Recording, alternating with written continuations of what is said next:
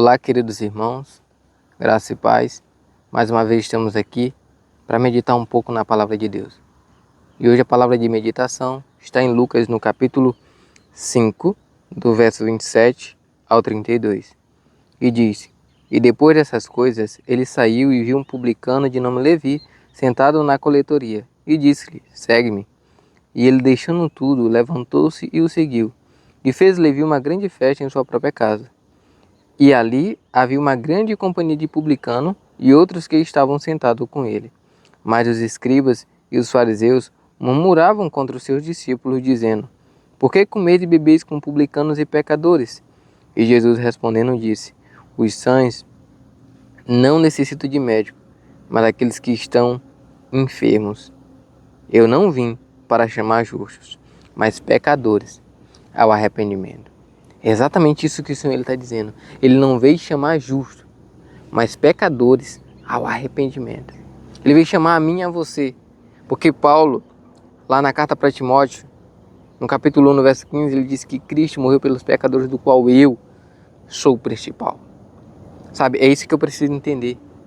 Cristo morreu por mim, individualmente. Se tivesse somente a mim, ele teria morrido.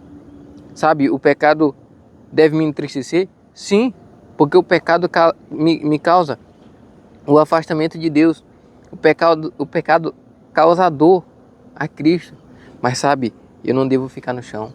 Porque Apocalipse capítulo 2, verso 5, a primeira parte, ele diz assim: ó, Lembra-te, portanto, de onde tu caíste, e arrepende-te, e faz as tuas primeiras obras. As tuas primeiras obras. Sabe, é isso que o Senhor nos chama, as primeiras obras. O pecado é uma miséria, bem verdade. Se permanecermos em pecado, seremos levados à morte, porque o salário do pecado é a morte. Mas em Cristo Jesus tem esperança. Eu quero compartilhar com vocês alguns textos de alguns livros e a gente vai meditando, vai refletindo sobre tudo isso. Olha só. Este livro aqui, ó, Felicidade Plena, também conhecida como Caminho a Cristo. Capítulo 3. Olha só o que ele vai nos dizer aqui no capítulo 3. Diz assim, ó, falando sobre o arrependimento de Davi, onde Davi diz: Cria em mim, ó Deus, um coração puro e renova em mim um espírito reto. Não me lances fora da tua presença e não retires de mim o teu Espírito Santo. Torna a dar-me a alegria da tua salvação e sustém-me com espírito voluntário. Aí ela diz assim, ó, olha só o que é nos dito. O arrependimento como este está fora de nosso alcance, por nossas próprias forças. Veja bem os detalhes. Arrependimento como esse está fora de nosso alcance por nossas próprias forças. É só conseguido por meio de Cristo, que subiu ao céu e deu dons aos homens.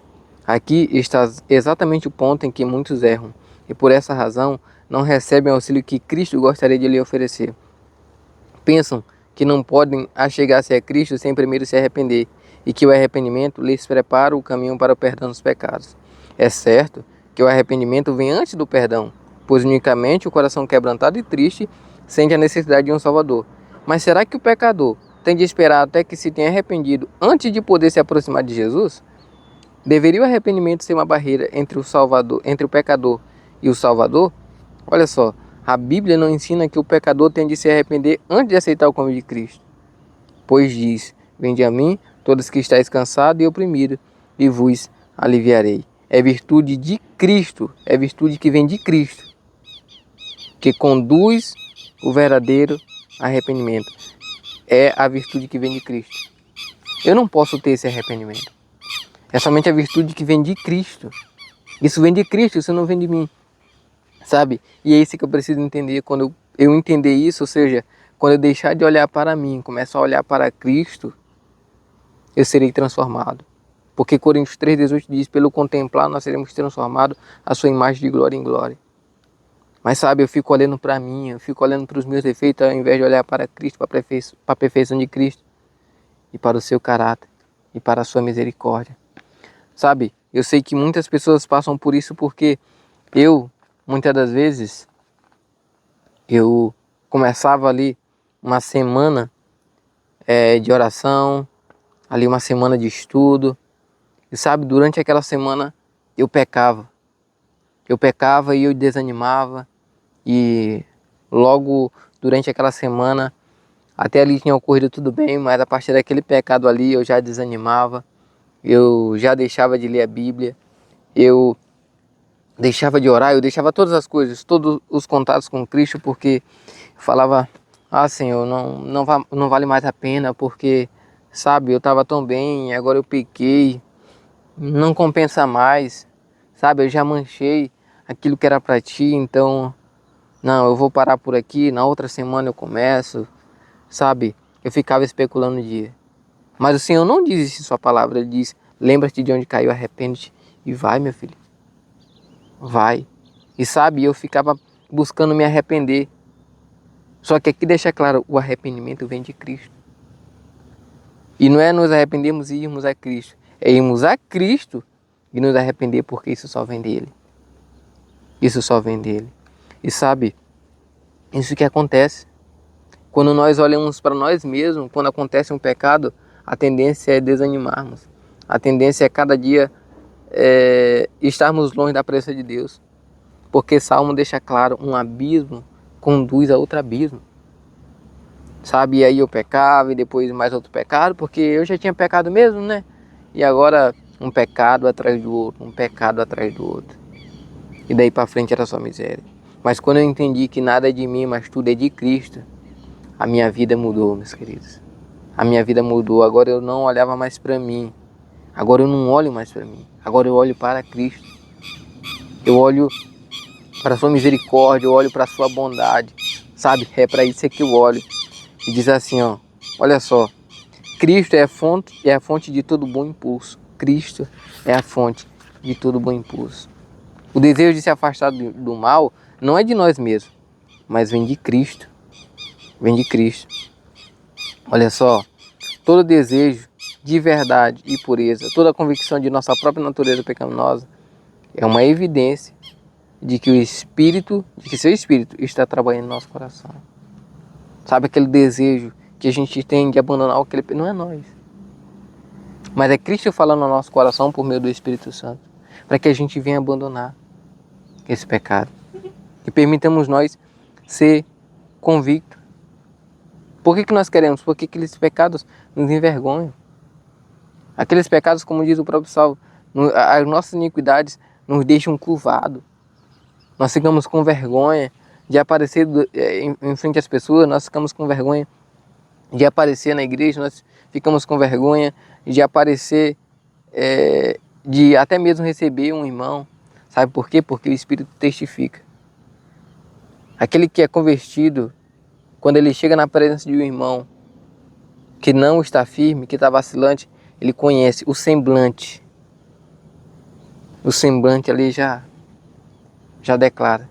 E por isso, esses pecados nos causam vergonha, porque mostram o quão distante nós estamos de Deus, porque o pecado causa separação de Deus, tá? Olha só o que continua dizendo nos textos. Olha só. O homem vê o que está diante dos olhos, porém o Senhor olha para o coração. Esse coração humano, com suas emoções de alegria e de tristeza em conflito, coração volúvel e sem rumo, que serve de morada para tanta impureza e engano. Deus conhece os motivos, desejo e propósito. Sabe o que ele diz? Vá até ele com seu coração manchado, do jeito que se encontra agora. Vá até ele com seu coração manchado, do jeito que você está agora. E diz, como um salmista, abre o coração, aquele que pode ver tudo, dizendo, sonda-me, ó Deus, e conhece o meu coração. Prova-me e conhece os meus pensamentos, e vê se há em mim algum caminho mau, e guia-me pelo caminho eterno. Salmo 139, versos 23 e 24. Às vezes nós queremos curar o nosso coração, mas como a gente já viu, isso não pertence a nós, isso vem de Cristo. Nós queremos curar o nosso coração. Não vá com o seu... Vai até Deus com o seu coração quebrantado, com o seu coração ferido, com o seu coração manchado, porque Ele deixa claro, em Isaías capítulo 1, verso 18, ainda que seus pecados sejam como a escarlata, ainda que sejam como um carmesim, eu tornarei branco como a lã e mais alvo do que a neve, não importa, meus irmãos. 1 João 1,9 declara isso. Nós confessarmos nossos pecados, Ele é fiel e justo para nos perdoar. Porque lá deixa claro, porque o seu sangue nos purifica de todo pecado. Hebreus não, mas Provérbio, capítulo 28, verso 13. O que encobre as suas transgressões e os seus pecados não vai adiante, não vai prosperar. Mas aquele que confessa e deixa alcançará a misericórdia do Senhor. Essa é a promessa, meu irmão. Eu e você temos que receber essa promessa do Senhor. Falar assim, Senhor, eu recebo. E olha só, nós sabemos, Satanás está de dia e de noite diante do trono, acusando a cada um de nós. Cada dia Satanás está nos acusando, sabe? E olha só, ao ver como pecador você é, ao enxergar a si mesmo, como na verdade é, não se entregue no desespero. Foi para salvar os pecadores que Cristo veio. Nós somos, não somos nós que temos que fazer a reconciliação com Deus. Mas quem é que faz essa reconciliação? É Cristo. É Cristo. Deus está em Cristo reconciliando consigo o mundo. É isso que 2 Coríntios 5,19 diz. Através do seu eterno amor, Ele está procurando atrair o coração de seus filhos extraviados. E diz: nenhum pai humano poderia ter tanta paciência com faltas e erros de seus filhos como Deus tem para com aqueles que deseja salvar. Ninguém jamais poderia insistir tão amorosamente com o pecador. Jamais algum lábio humano usou com o extraviado palavras tão carinhosas e cheias de amor do que ele. Todas suas promessas e advertências não passam de suspiro de um amor indescritível. E olha só o que diz. Quando Satanás vem dizer que você é um grande pecador, levante os olhos para o Salvador e fale dos seus méritos. Levante os olhos para o Salvador. Não é para você, mas para o Salvador. E lembre-se dos méritos de Cristo. Isso ajudará a olhar para a sua luz. Reconheça os pecados. E aqui é interessante reconhecer. Sim, eu sou miserável. Não dizer como Laodiceia. Eu estou rico. Eu não sinto falta de nada. Eu estou nas melhores vestes? Não. Eu olho tudo? Não. Eu sei de tudo? Não, Senhor.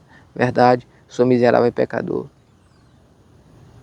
Sabe, tenho vivido uma vida de miséria, eu tenho um pecado, sim, eu tenho feito tudo isso. Mas, Senhor, é o teu poder que vai me restaurar. Porque tu falaste em tua palavra.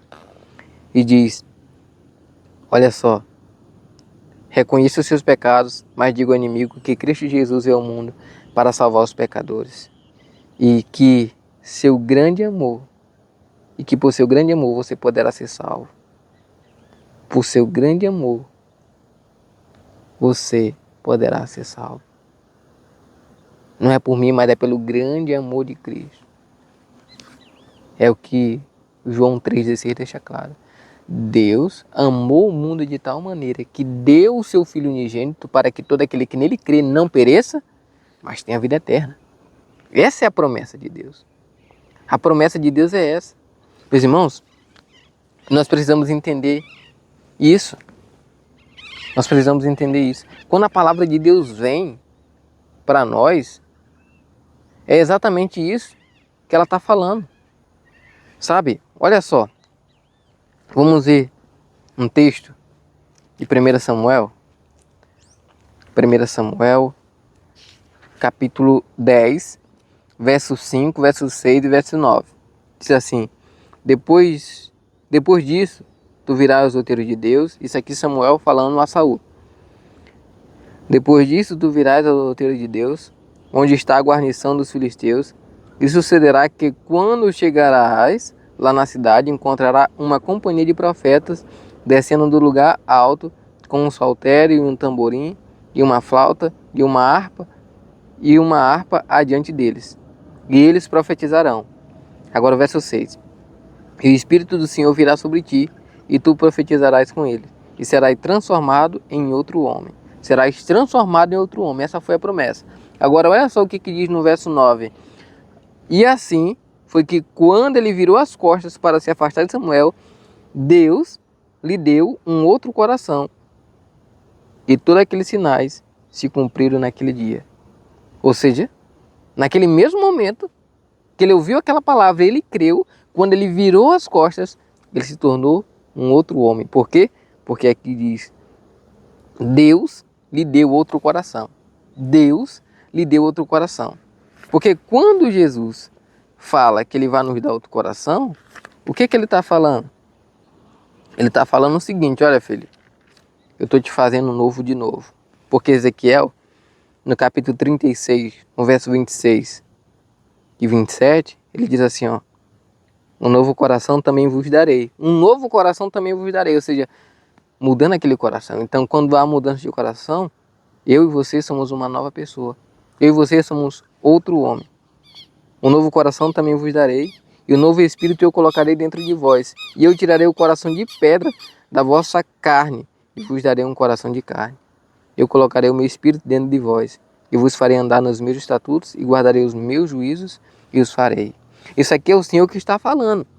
Ele fala: eu colocarei o meu espírito dentro de vós, e vos farei andar. Sabe? Muitas das vezes nós entendemos errado a questão do perdão e a questão de andar como ele andou. Nós pensamos que é nós mesmos com a nossa própria força, mas é Cristo é que vai fazer, porque ele é que está dizendo: eu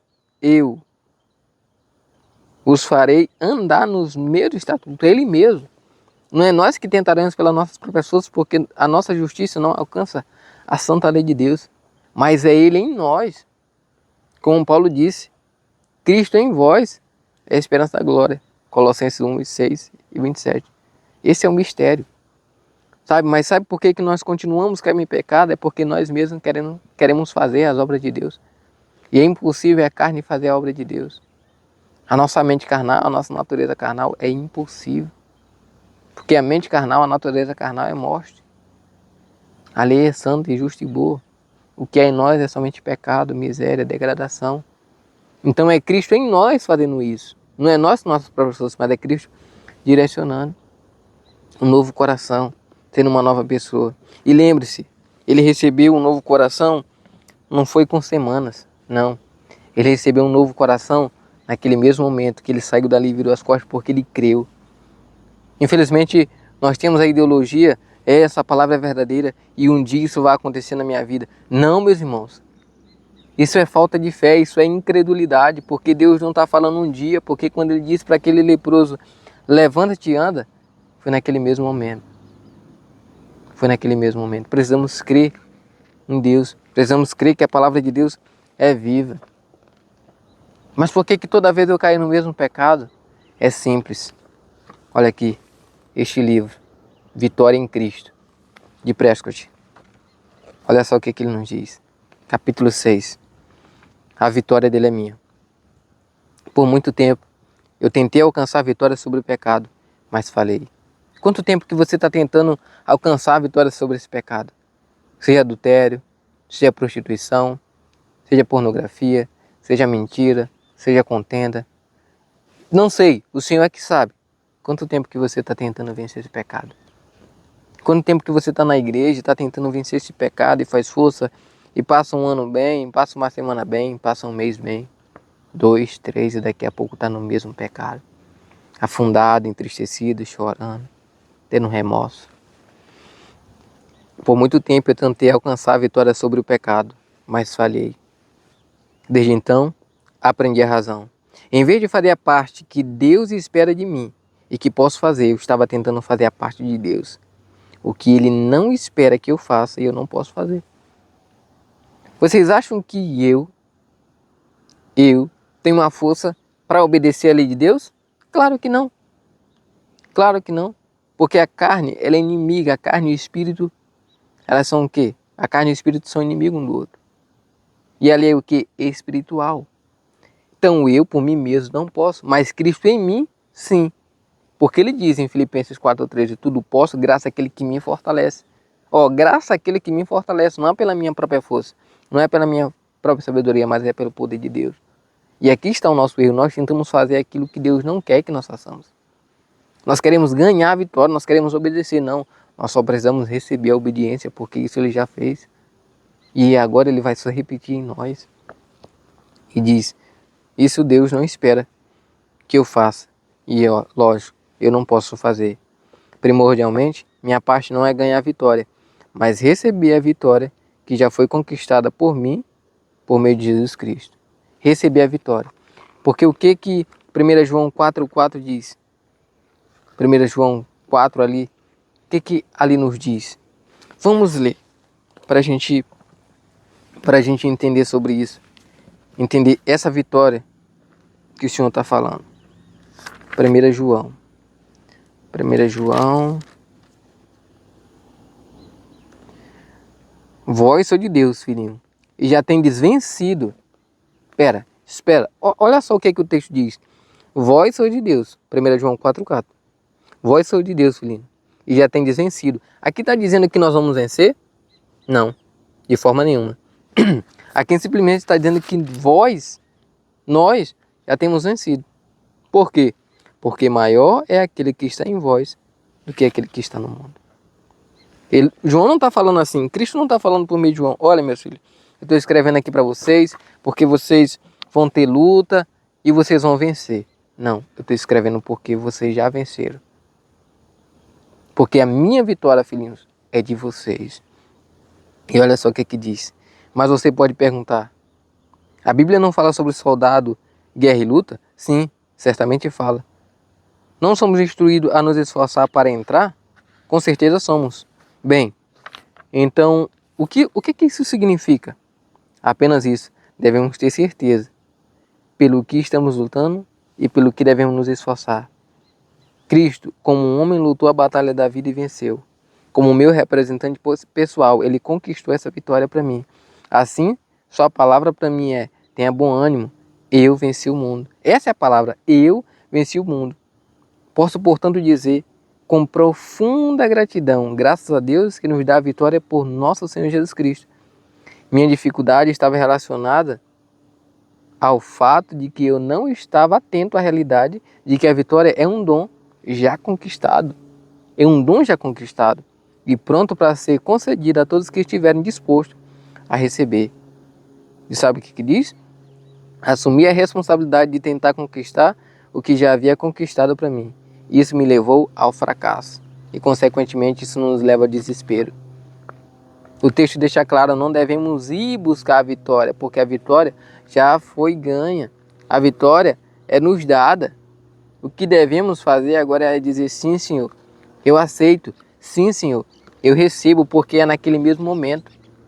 E isso é uma fé genuína. Isso é uma fé genuína. Entender que a vitória de Cristo é minha.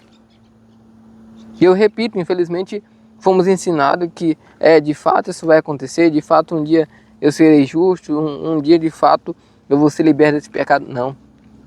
É neste mesmo momento que a palavra ela vem para mim e para você. Filho, estás liberto. Filhos, está curado. Olha só. Este livro aqui, ó. Como exercitar a fé. Olha só. Alonso T. Jones. Olha só o que ele fala. Isso é extraordinário, queridos. Isso aqui é o primeiro capítulo. Onde encontrar a fé. Olha só. Olha só o que ele diz. Paz, isso aqui é poderoso. Para saber o que as escrituras querem dizer, quando nos exortam a exercitar a fé, é essencial saber antes de tudo o que é fé. Eu pergunto para você, o que é fé? O que a Bíblia diz o que é fé? O que é fé? Você sabe? Claramente, deve ser de pouca utilidade insistir com uma pessoa sobre a necessidade de cultivar a fé. Ou seja, é de pouca utilidade insistir com você tenha fé, se você não sabe o que é fé. Então, olha só, enquanto essa pessoa não tiver uma ideia inteligente do que é fé, então primeiro temos que saber o que é fé. E lamentavelmente, olha só o que ele diz. Lamentavelmente é verdade que, embora o Senhor tenha deixado isso perfeitamente claro nas Escrituras, há muitos membros de igreja que não sabem o que é fé. Triste isso. Muitas pessoas não sabem o que é fé. Eles podem até saber qual é a definição de fé, mas não sabem o que significa. Eles não compreendem a ideia contida na definição. Por essa razão, a definição não será abordada. Não será abordada agora, mas em vez disso será citada e estudada a ilustração da fé. Olha só, o que é fé? Sabe, muitas vezes, sabe para onde que a gente vai? A gente vai para Hebreus. A gente vai para Hebreus 11. Olha, fé é isso aqui, fé é a certeza. Mas vamos ver o que Jesus disse o que é fé. Jesus, o próprio Jesus. Mateus capítulo 8. Mateus capítulo 8,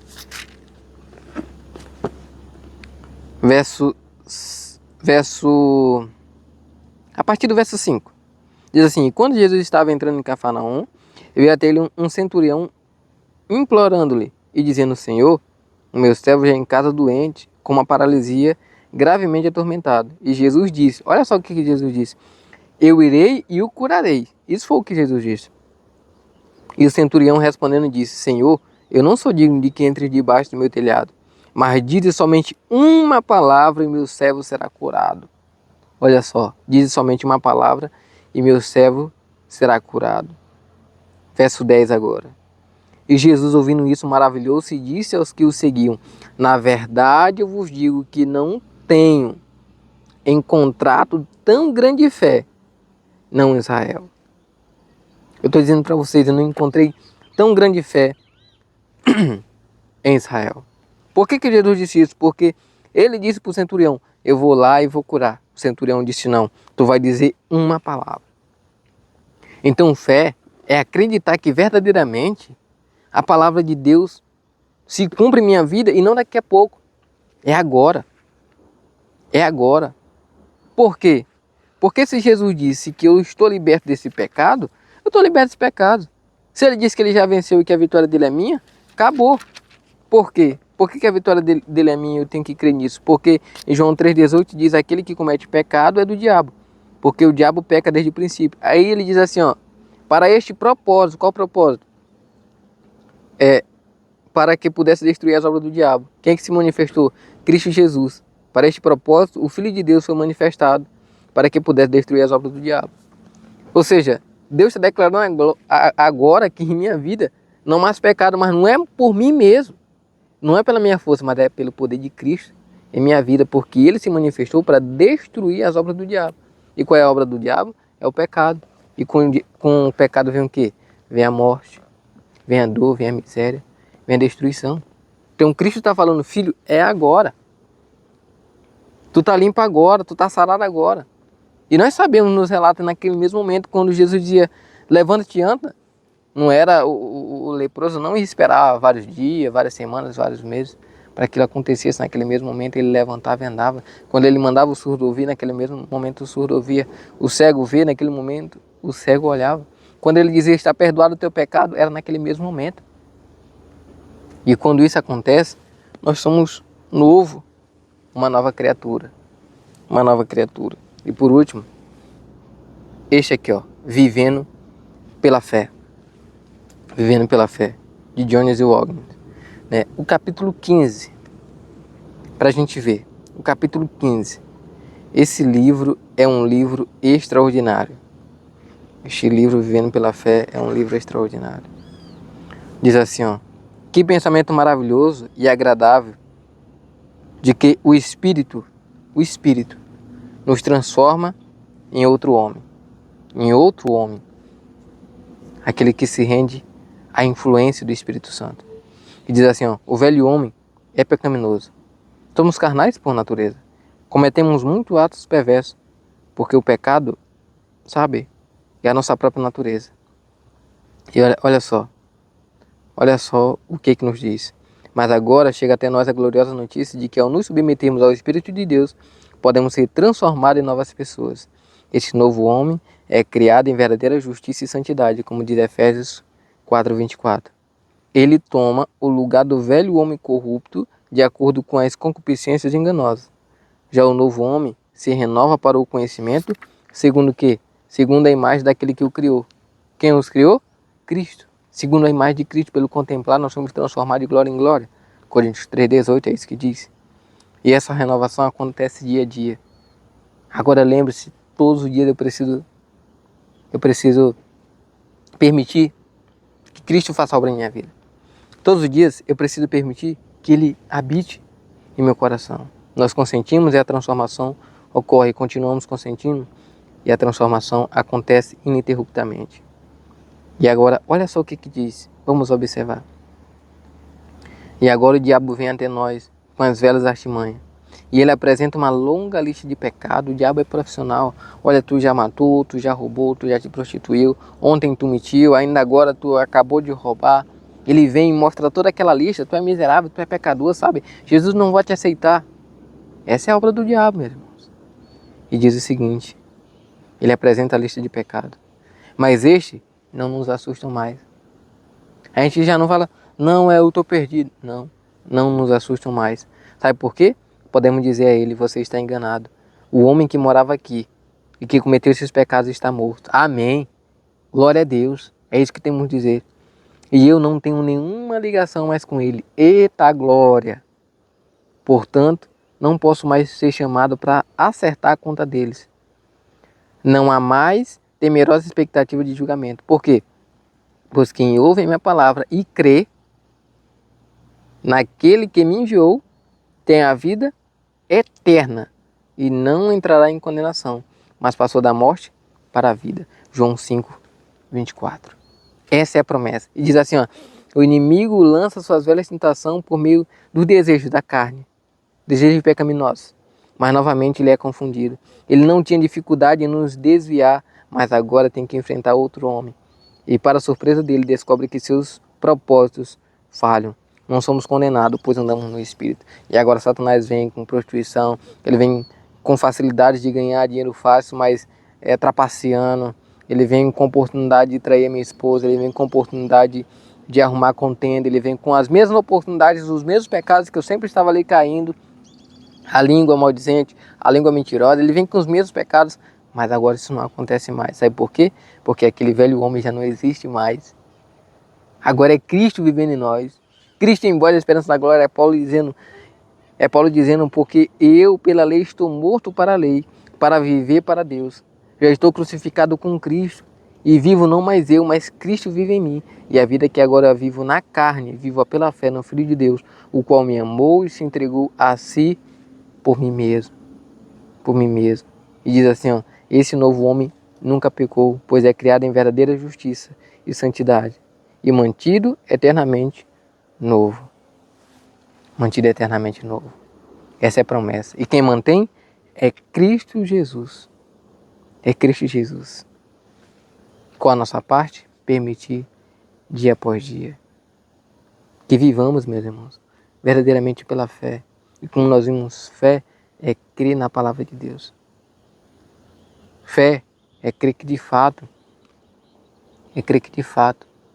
Cristo habita em nós. Fé é crer que de fato Cristo nos mantém em pé. Cristo nos livra de pecar. Sabe, essa é a promessa de Deus. Filho, eu não vou só te perdoar. Porque imagina, aquele que é poderoso para levantar, ele também é poderoso para manter de pé. Só que muitas das vezes a gente pensa que aquele que é poderoso para levantar, não tem poder de manter de pé. Ou seja, aquele que tem poder para perdoar, ele não tem poder para nos manter fora do pecado. Isso é um grande engano.